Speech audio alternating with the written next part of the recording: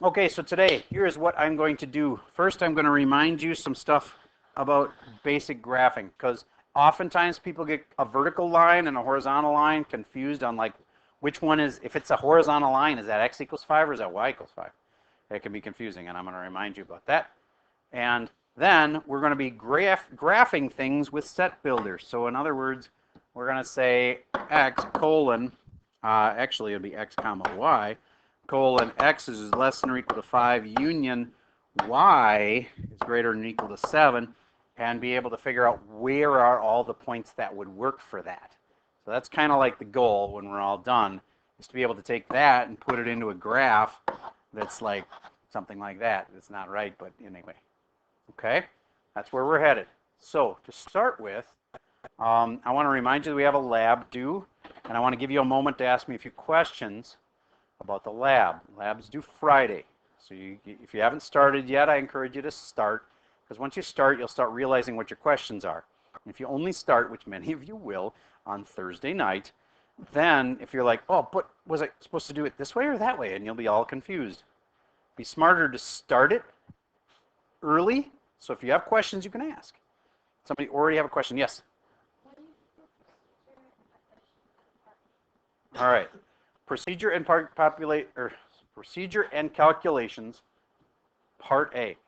Explain what each set represents. Okay, so let's say that you were doing one that was on Chinese food versus Japanese food versus pizza.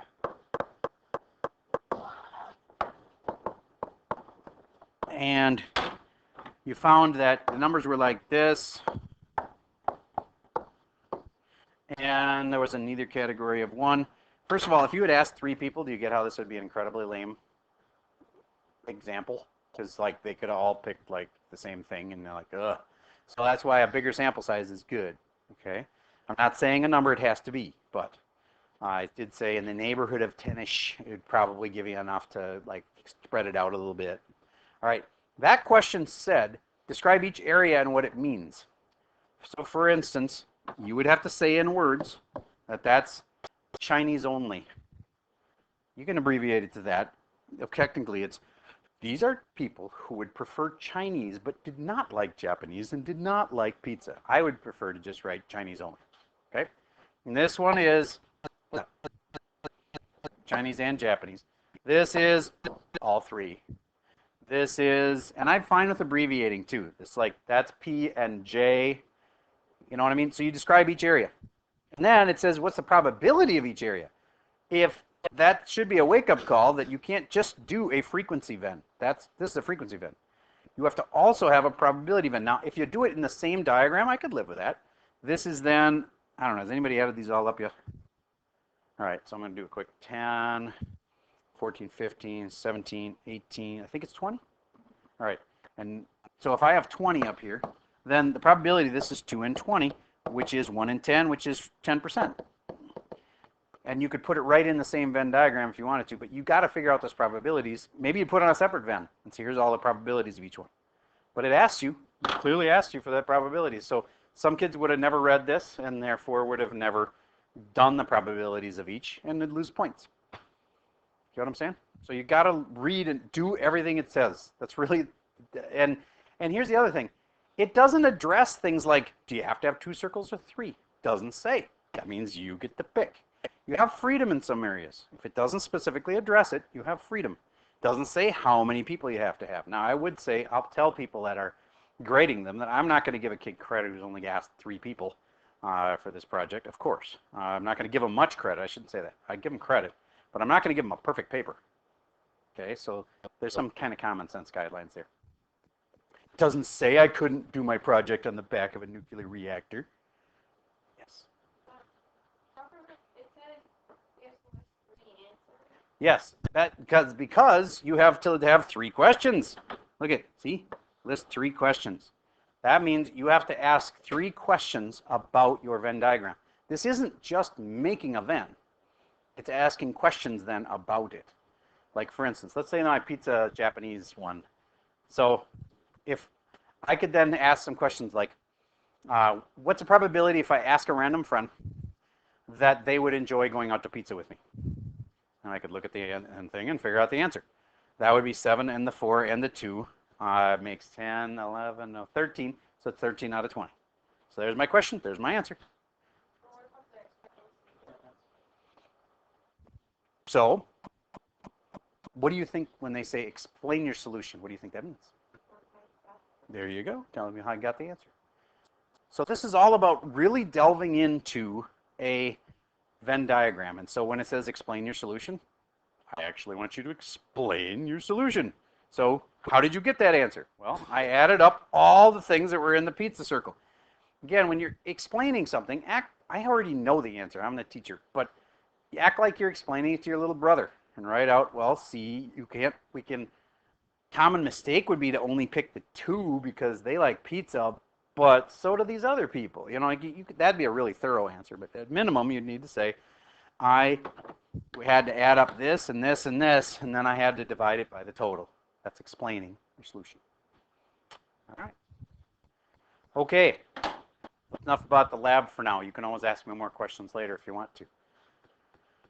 2-second reminder, we're heading towards this. We're still not there yet, but function versus relation. Which one is a more exclusive club to get into?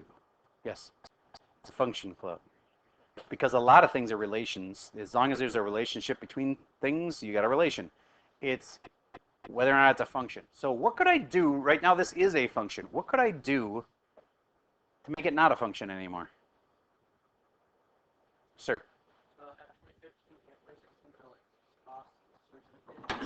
All right, so 2015 goes here, and 2016 goes there. All right. Now, my question is that what you wanted me to do? All right. That is actually okay, believe it or not. Because what you have to do is find one input that gives you 2 different things. Okay, so let me show you what I mean by that, like function-wise. This is kind of a function you're used to. You stick in, anytime you stick in a number, you always get a different answer. But there are functions where a whole set of things are going to give you the same answer. Like I can put in 6 and it comes out 0. I put in 7 and it comes out 0. I put in 8, it comes out 0. And yet 6, 7, and 8 all having an answer of, okay, how about this? How about this? Here's a function. Would you agree that this is a function? The red thing I just drew. Because it passes the what test? Vertical line test. It's a function. If I put in a 1, it comes out with 3. If I put in a 2, it comes out with 3 again. That's okay. You can have everything, in fact, you put in. If I put in a 3, it comes out with 3. If I put in a 4, it comes out with 3. It's going to always come out with the same y value. So that's kind of like this. These can both give you the same thing. That's okay. What would not be okay is if this would give me 2 different things. One input giving you 2 outputs. That would mean it would be like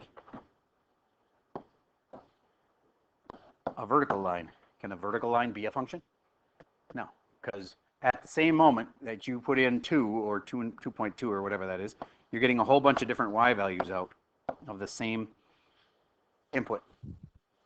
Okay, so bottom line, the other thing that you suggested is, I'm glad we had a chance to talk about it. It's a really good math discussion, but this is now not a function. But if I can move that, ooh, I can. If I do that, it's still a function. It's okay. Because any one input is still only having one output. It's if I have this coming out to 2 different things, that's a problem. Okay, enough about that. That's just kind of, again, getting your subconscious ready for the heavy-duty function stuff that we're going to do later. For right now, it's actually, I don't think it's too tough. We need to talk about common things, common problems people have on graphs before we get into graphing things like this red one or the purple one, which are very similar. So let's talk about some common mistakes on graphs. What axis is that? Y-axis. What axis is that? All right, and pretty much you guys all have that down. But one of the problems with having that down is that then you see something like this, and it looks like a Y thing, but it's not. Could this be Y equals 3? Could it be Y equals -3? No, still no. Could it be X equals -3? Yes. Okay, so these things that look like the Y-axis are actually X equals things. That is the line X equals 3. -3, sorry. All right. This, of course, is the X-axis, and things that are like it are tempting to think that they're X equals things, but they're not. They're Y equals things. So this is the line Y equals, let's say, -2. How about this? Here's my question. What if I said the union of X equals -3 and Y equals -2? The union is a big group, right? That's what unions mean. All of these guys that are on this line got an invite to the party. All these guys got an invite to a different party. Everybody who has a -2, you can come for your Y. And if I say union, I would leave both lines up there. What if I said intersection? Just that one dot right here. If it was an intersection, I'd have to erase the lines and only leave that one dot. And you guys all know that as the point, -3, -2. Okay?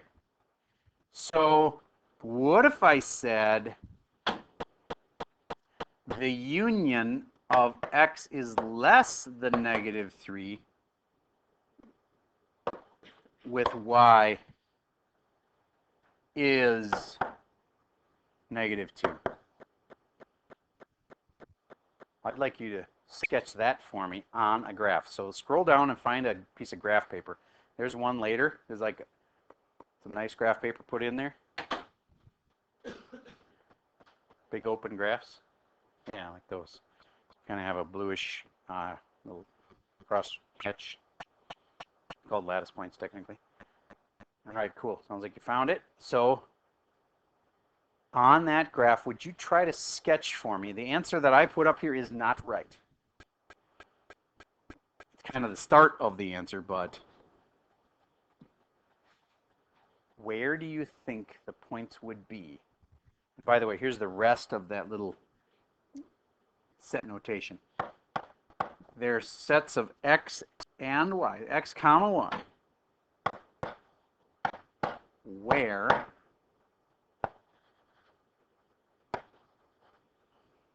X got to be less than -3, and Y has got to be equal to -2.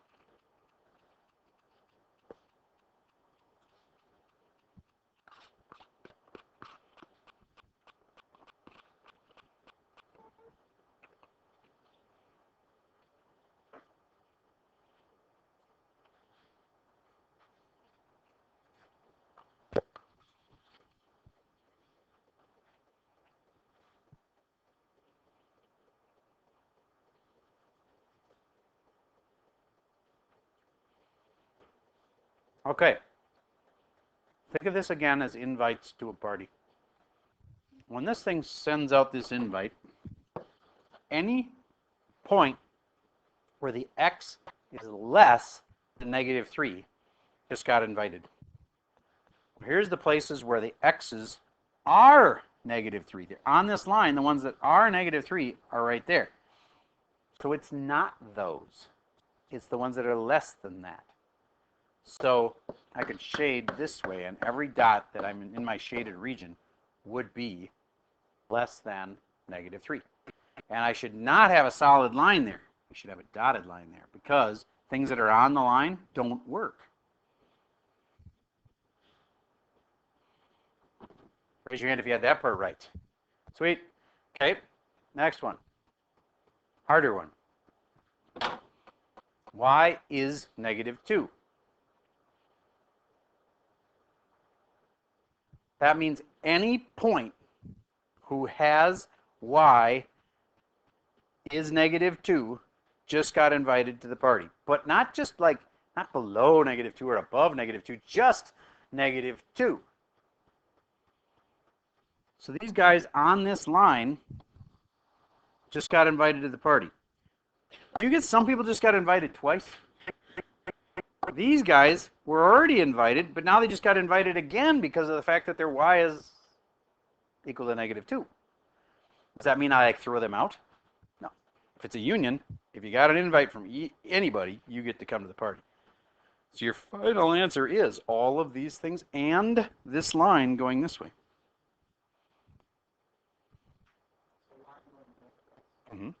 That blue line goes forever in both directions. You get this is right here doesn't have x less than -3, but that's okay because it got an invite from this. Its y of this point is -2, so it got invited for a different reason. Now, will your graph change if I change this to intersected with? All right. I'd like you to give me a new answer where it's intersected. What's the answer now?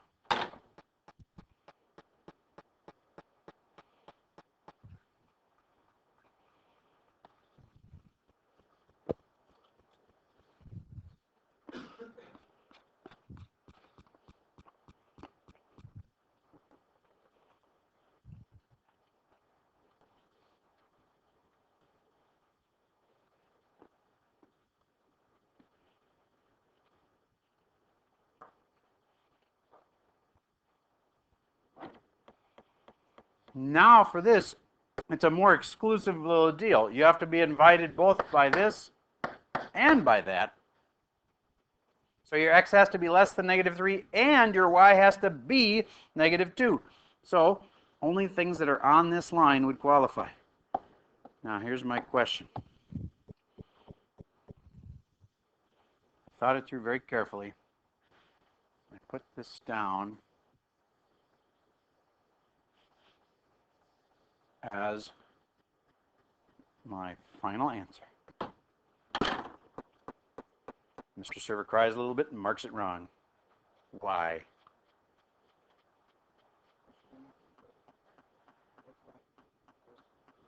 So I think you're right, but you're not raising your hand, so I'm going to call over here. Yes?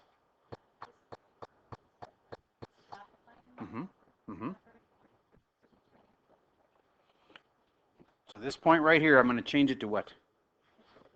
An open circle. You are correct. Now, with an arrow on the end of it and everything, that's your answer.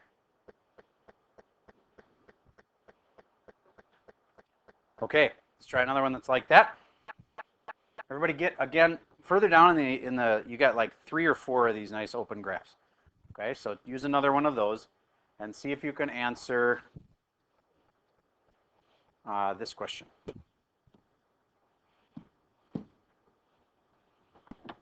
I want to make, oh, I know why I had moved it over.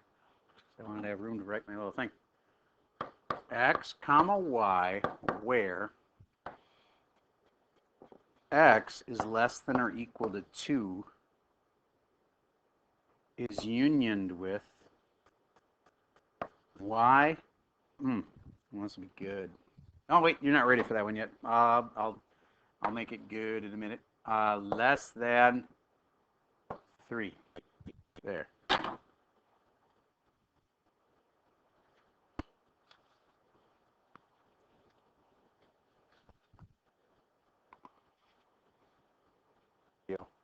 Okay, so here we have less than or equal to 2. Where is x? Here's where I like to do it. Here's where x is 2. And then I go, okay, so x is 2 in a lot of places. It's all the way like that. There's x is 2 and equal to 2, so I can leave it solid. And then bigger, no, less than 2 means shade it this way. Are you with me so far? Okay, now union that with means anybody who's got an invitation can stay. Anything where y is less than 3. All right, well, here's the line y is 3. The line goes like that. But this time it's got to be less than 3, not 3. So I got to make this line dotted. Oops. Okay, and so now it's got to be less than 3, means shade down this way. Now it's where they overlap. True or false? False. False. Because we are doing a union. Anybody who got invited can come to the party. So basically, everybody can come to the party. Now here's, except for these guys over here, right? They're left out. All right. How about the people on this line? Nope, they can't come to the party. Trickier question. How about the people on this part of the line? Yes. They didn't get invited by one group, but they did by the other group. They didn't get the invites from y is less than 3 because they are where y is 3, but their x's still qualified them to be there. So that means that this is a solid line over here, not a dotted one. No, well, oh yeah, I guess, yes. You need to shade in where the results are, and you don't want to imply that, like, this doesn't work, and this doesn't work, and this doesn't work, because anything in this area works. So leaving that dotted line through the middle of your answer would have got you to lose some points, at least, on the test. You get the difference? Because if you have a dotted line in there, you're saying not here, but it was okay to be there. Okay. So, again, I shouldn't have an empty hole right there either, so make that solid. There we go. Okay. So, that's it. Now I'm going to give you your stretch question. And this is like, okay. It's kind of hard. See if you can handle it. It's not impossible. X and Y's. Oh, I wrote that terribly. X comma Y. Where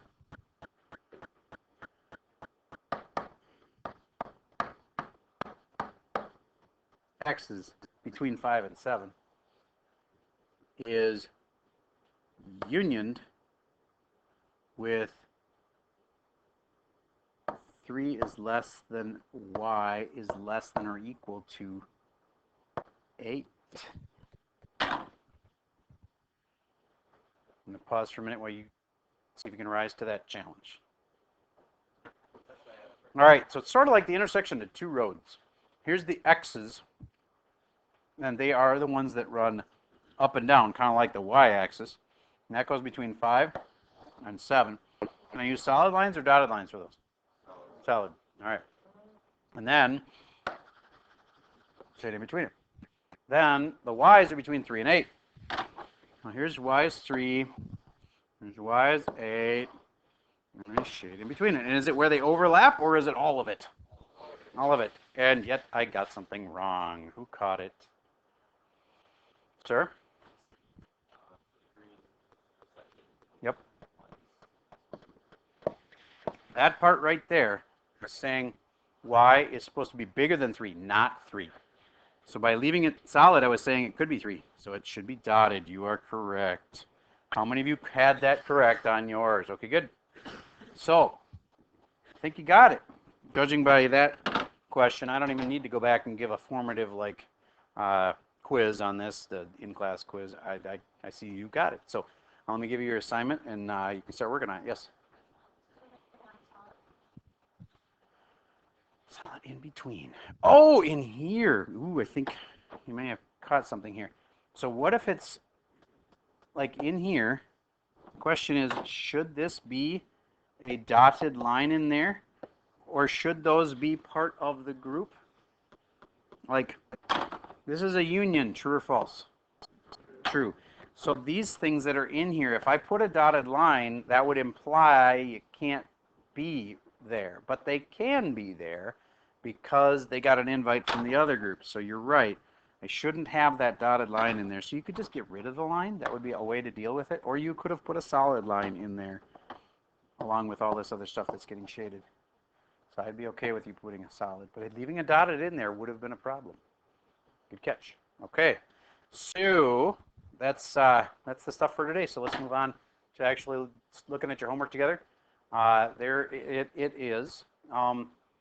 This very first question looks really weird, but it's not hard at all.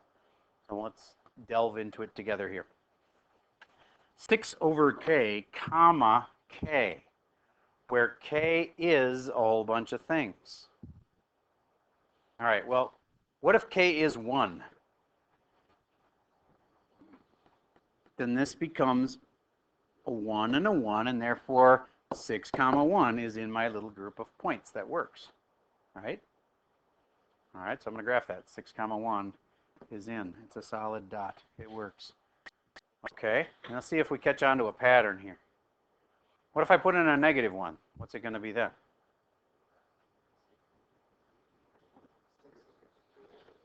Negative 6. When I put in a negative 1 now, I'm done putting in positive 1. Now I'm going to put in negative 1 for k. Do you get that's going to give me a negative and a negative? It'll be negative 6, negative 1. All right. So here's negative 6, here's negative 1. I put a dot right there. That's my first of many points that you will make. So let's do a couple more. Let's say I stick in 2 and negative 2. I put in a 2. Then I'm going to have 6 over 2, comma 2, which is the same as 3, comma 2. So I go over 3 and up 2.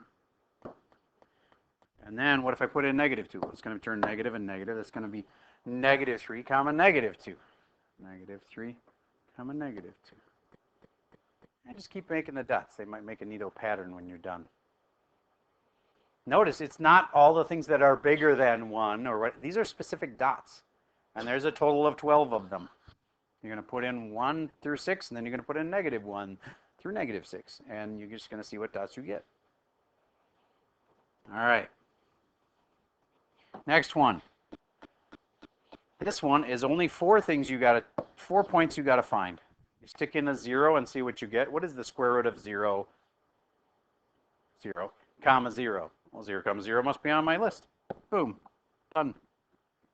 All right. So I don't want to do all your homework here. You can handle this. Now this is more like what we just did a second ago. You're going to shade in all the things where x is less than or equal to 4, but they told you why in a sneaky way. Look at number 8. Didn't they tell you why? Y is 3. Does it ever change? No, it's just always 3. So it's like saying y equals 3. It's just as if they said that here. Just said it in a different way. Okay? Now you might ask, is this the union or the intersection of those then? If there isn't any symbol of that, well, it's just a whole bunch of points. Anything that's 4 or less than that can be x, and 3 has always got to be y. So when you graph that, they are going to have a 3 for a y, and they will be things that are less than 4. So this is like an intersection of the two. Because otherwise, you'd be allowed to have things like other than 3 for your y when x was not 4. I said that terribly, but what I'm trying to get at is, I know some of you are going to say, but there is no union and no intersection. Just graph the points. You will see where they are, and this one acts like an intersection. Okay. That page is good. This page is also good. They're all doable. Yes, number 20 gets a little icky with the square root of 2, but do you think that I care if you put the square root of 2 exactly in the right spot on the graph?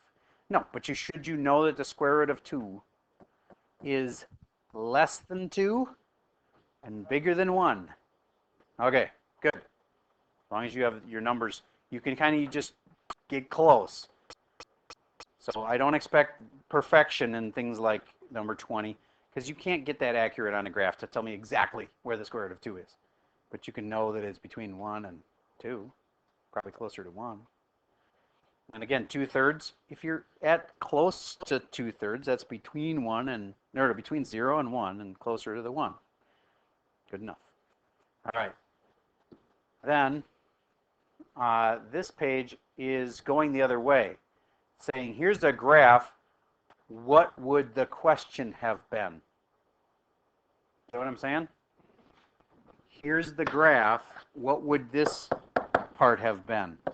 Would it have been this intersect that? I'll give you a hint. When it's a really small answer, it's usually an intersect.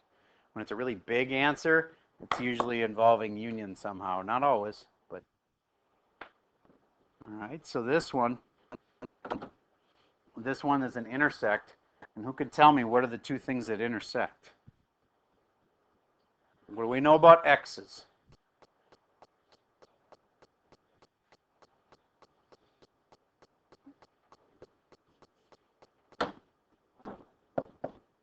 They're bigger than? -3. Can they be equal to -3? Yes, because it's got a filled in dot there. All right, good. What do you know about the y's? Y has to be always 3. Y is 3. That's the line. Y is 3. It's not y is bigger than 3, or the things up there will be shaded. Okay, it's just y is 3. Again, we did an intersection there. Otherwise, the y is 3 would have gone forever in that direction. So this had to be an intersect. And last but not least, you usually put a x comma y in front. You may skip the last page of your homework today. Just the last page of the homework. Have a good day.